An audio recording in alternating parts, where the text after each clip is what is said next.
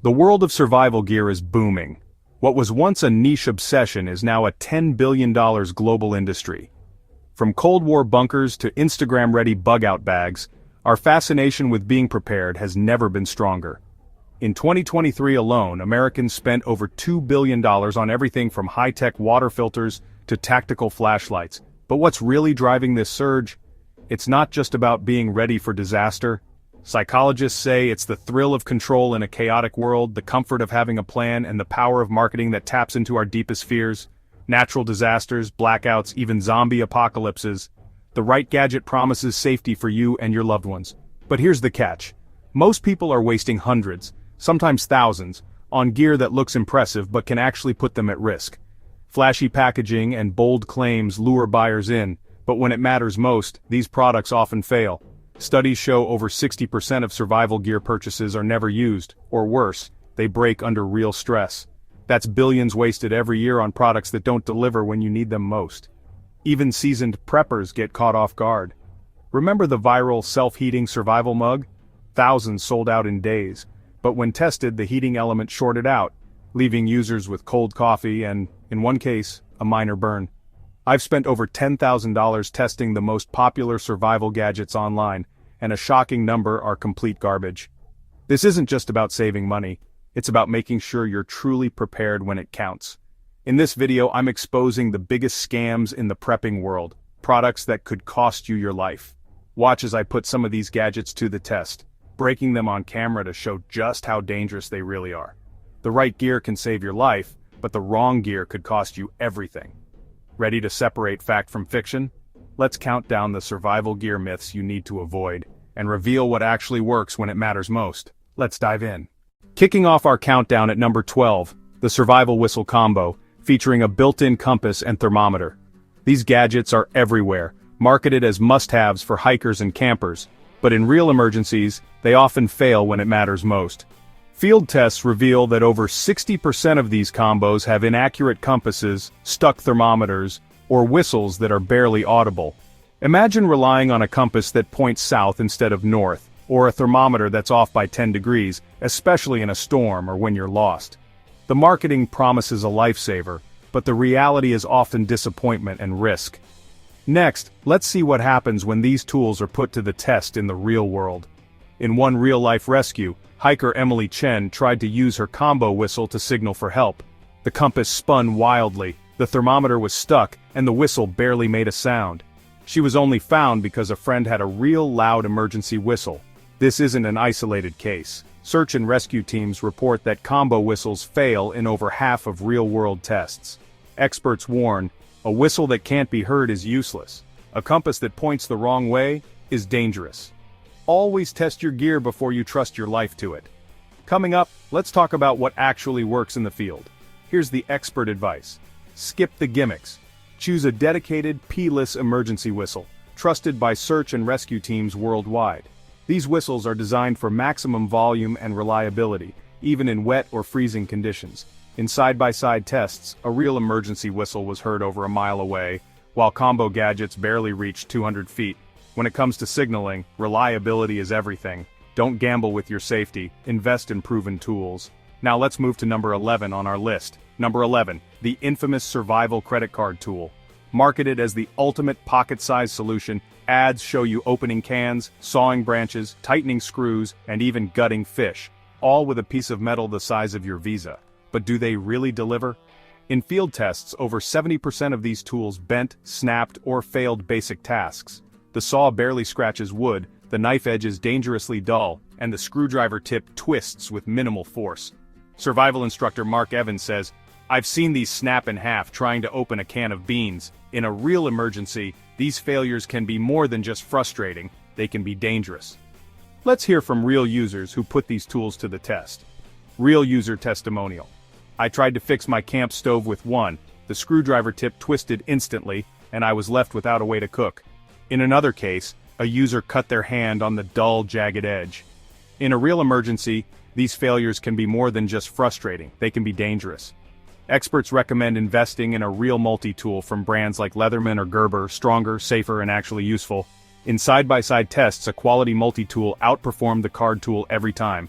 Don't be fooled by clever marketing. Choose gear that works. Up next, a quick recap before we move to number 10. Bottom line, toss the credit card tool. Invest in a real multi-tool that won't let you down when it matters most. Field data shows that quality multi-tools last for years, while card tools often fail within days. Don't risk your safety on a gimmick. Your life is worth more than a marketing trick. Coming in at number 10, the tactical pen. Number 10, the tactical pen. It looks cool. Military styling, glass breaker tip, sometimes even a hidden blade. The marketing plays on action movie fantasies. Break glass, defend yourself, write in the rain. But in reality, most are just heavy, awkward pens that write poorly and break easily.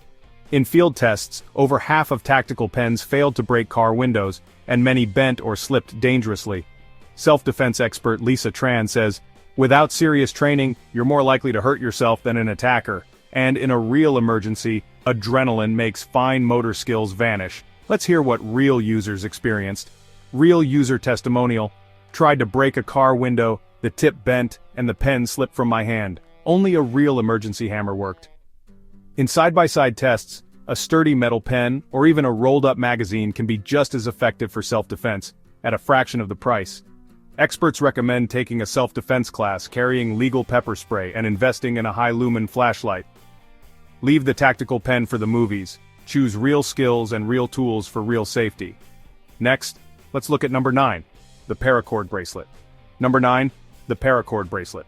Sold as a must-have for every prepper, emergency cordage always on your wrist. But most bracelets only have 8 to 15 feet of cord, barely enough for shelter, snares, or repairs. And when you actually need it, unraveling the bracelet is slow and leaves you with a tangled mess. Survival expert Jamie Brooks recalls, a backpacker tried to rig a tarp with a bracelet, ran out of cord halfway and had to cut up shoelaces to finish. In a real emergency, that delay could be critical. Real user testimonial. Took me 10 minutes to untangle and I still didn't have enough cord. Here's what the tests show. In side-by-side tests, carrying a real hank of paracord, 20 to 50 feet, beats a bracelet every time. Experts and users agree. Real cordage is lighter, more versatile, and won't let you down when you need it most. Field data shows that a real hank of paracord can set up a shelter, make repairs, and even save a life, while a bracelet leaves you short and frustrated. Don't settle for wrist candy, be truly prepared. Up next, we'll break down even more survival gear myths and failures, so stay tuned. Quick recap. Combo whistles, credit card tools, tactical pens, and paracord bracelets all promise a lot, but fail when it counts. Coming up, we'll reveal even more survival gear to avoid and what you should trust instead. Number 8. Cheap all-in-one solar hand-crank emergency flashlights. These gadgets promise to be your lifeline. Light, radio, and phone charger, all in one. But do they actually work when you need them most? Let's break down the tech and see what really happens in the field. In lab tests, engineers found that the average hand-crank flashlight required 5 minutes of cranking to produce less than 2 minutes of dim, flickering light. The built-in radios often lost signal, and the phone charging feature barely provided a 2% boost, nowhere near enough for an emergency call. The solar panels on these devices are tiny, often less than 2 square inches. Under direct sunlight, it would take over 40 hours to fully charge the battery, assuming the battery hasn't already degraded from poor quality components. In one real-world test, a user left the flashlight in the sun for 2 days and still couldn't get a steady beam. Dr. Emily Carter, an electrical engineer, explains, "Tiny solar panels and weak hand cranks simply can't generate enough power for real emergencies. Most internal batteries are low quality and lose capacity fast. The phone charging feature? Almost useless. Most models can't even provide a 5% charge. In a real emergency, storm, blackout, or wilderness, you need reliability. Experts recommend a quality LED flashlight, rechargeable lithium batteries, a compact solar panel, and a high-capacity power bank. These modular tools are proven in field tests and trusted by rescue teams." Number 7. Giant survival food buckets. The marketing brags about hundreds of servings, but look closer. Most servings are just 200–300 calories, mostly sugar and starch. You need over 2,000 calories a day to survive. Let's look at the nutrition facts and real-world results. In disaster drills, users found that a 3-month bucket barely lasted a month. Real survivors report fatigue, hunger, and digestive issues from the lack of protein, fat, and fiber. One user said, "By week 3 I was constantly tired and couldn't focus. The meals were bland and repetitive." Nutritionist Sarah Lee explains, Your body needs balanced macronutrients to function under stress. Buckets loaded with sugar and starch spike your blood sugar, then leave you crashing. Build your own food stores: rice, beans, oats, pasta, and canned protein, sealed in mylar with oxygen absorbers. Infographic overlays show the difference.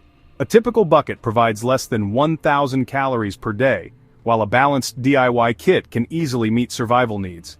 Experts recommend supplementing with canned protein, nuts, and multivitamins to avoid deficiencies. Number 6. The wire saw, also called a pocket chainsaw. Ads show effortless cutting, but in field tests, these saws bind, snap, and shred your hands. Most break within minutes of real use. Let's see a side-by-side comparison and hear from real users. The science: thin wire creates friction and heat, causing it to bind in wood and fatigue quickly. Ergonomics are terrible. No handles, so your hands get cut and blistered. One user reported, "After just one branch, my palms were bleeding and the saw was useless." Instead, experts and survival instructors recommend a folding saw like the Baco Laplander or Silky Gomboy. These tools have aggressive teeth, cut 6-inch logs in under a minute, and last for years. Field test footage shows the difference: faster, safer, and far more reliable. In a real emergency, your gear must work, no exceptions. Don't gamble on gimmicks. Invest in proven tools, and practice using them before you need them. Your life could depend on it. Bonus fail: cheap survival fire starters. Many budget fire starters claim to work in any weather, but in field tests, they fail miserably in wet conditions. Watch as a cheap fire starter fizzles out in the rain while a quality ferro rod ignites a fire with ease.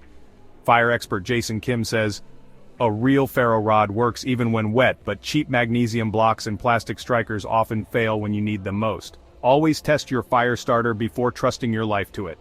The bottom line: don't trust your safety to cheap, untested gear. Invest in quality tools, understand their limitations, and practice using them in real conditions. Your life could depend on it. Number 5 is the personal survival straw. Marketed as a miracle lifesaver, it's become a staple in bug-out bags and emergency kits. But let's break down the science. The filter uses hollow fibers to trap bacteria and protozoa, but it cannot remove viruses, heavy metals, or chemical contaminants. In water near farms, cities, or after disasters, these straws leave you exposed to serious risks. In 2021, a group of hikers in the Midwest fell ill after using survival straws in a river contaminated by agricultural runoff. Lab tests later revealed pesticide traces the straw couldn't filter out. Experts warn, if you're not sure about the water source, a straw alone isn't enough. Survival instructor Alex Kim explains, "These straws are great for clear mountain streams, but in floodwater or agricultural runoff, you're still at risk." Real survival stories show people falling ill from viruses or pesticides after relying only on a straw. In one field test, a camper used a straw in a stagnant pond and developed a severe stomach infection. Always know your water source and its risks. Experts recommend using a combination of filtration and purification, such as chemical tablets or UV light, especially in uncertain environments. The lifespan of a survival straw is limited, usually a few hundred liters. There's no indicator when the filter fails, and freezing temperatures can destroy the membrane without warning. Survival instructor Kim adds, "If your straw freezes, it's done. You might not even realize it's letting contaminants through." In Alaska, a backpacker's straw froze overnight, and the next day, he unknowingly drank untreated water. The result? A week-long illness that cut his trip short. Always protect your filter from freezing and replace it regularly. Straws are also impractical for cooking, cleaning wounds, or sharing water. In a real emergency, you need to process more than a sip at a time. That's why experts recommend squeeze filter systems, which let you fill bottles, cook, and share water safely and quickly. In side-by-side tests, squeeze filters outperformed straws in speed, volume, and versatility. For group survival, always choose a system that can handle multiple tasks. For viruses, carry purification tablets or boil your water for at least 1 minute. This is the only way to ensure safety in high-risk areas. Bottom line, don't bet your life on a straw. Use the right tool for the job, and always have a backup. In survival, redundancy saves lives. Number 4. The infamous hollow-handle Rambo knife. It looks cool, but let's see why experts call it a liability. The engineering flaw? The blade and handle are joined by a thin threaded rod or glue. Under real use, batoning wood, prying, or chopping, the joint fails, often catastrophically. In a 2019 survival challenge, 2 participants' hollow-handle knives snapped during basic camp chores, leaving them without a blade. When your knife fails, you lose the ability to make fire, build shelter, or prepare food. Survival instructor Maria Lopez says, "I've seen these knives snap in half during basic camp chores. When that happens, you're left without a blade, no fire, no shelter, no food." Case studies show users stranded after their knife broke at the worst possible moment. In one real incident, a hiker had to improvise with rocks after his knife failed, risking injury and exposure. Experts stress, your primary knife must be reliable, full tang, and field tested. Experts agree. A survival knife must be full tang. One solid piece of steel from tip to pommel. This design is proven in every real survival situation. Budget options like the Maracniv Companion are trusted by instructors worldwide.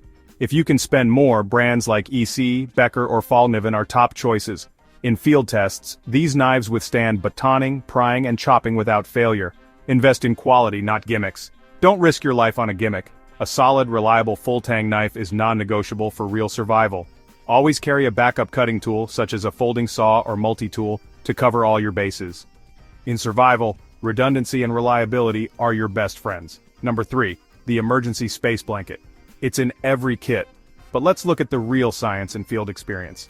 Space blankets reflect radiant heat, but they don't stop wind or ground from stealing your warmth. In wind or rough use, they rip easily and become useless. In a 2020 winter survival course, several students' space blankets shredded in the first night, leaving them shivering and exposed. Field instructors recommend always having a backup insulation plan.